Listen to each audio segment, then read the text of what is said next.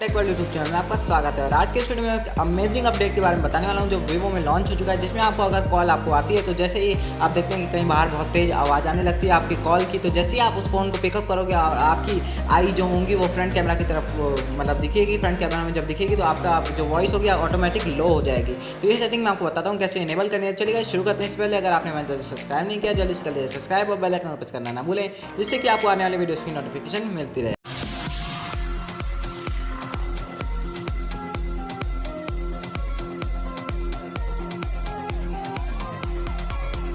चलिए गाइस मैं आपको बताता हूँ कैसे उस सेटिंग को आपको इनेबल करना है। सबसे पहले बैक करके आपको आ जाना है अपनी सेटिंग के ऑप्शन पर। ये देख सकते हैं आपके ये है सेटिंग का ऑप्शन, आपके वीवो फोन में मिल जाएगा ऐसा ही। तो हम लोग कर लेते हैं इस पर क्लिक।